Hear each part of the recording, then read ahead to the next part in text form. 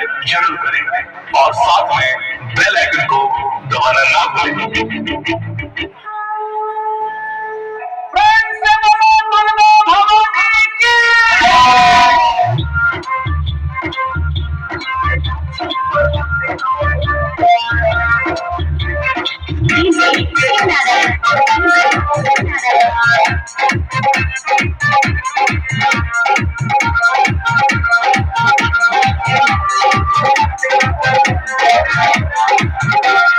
मैया के झूलेला झुलुआ देखो निमिये के गाछी पलट मैया के झूलेला झुलुआ देखो निमिये के गाछी पलट भावे मगे चमेली भावे मगे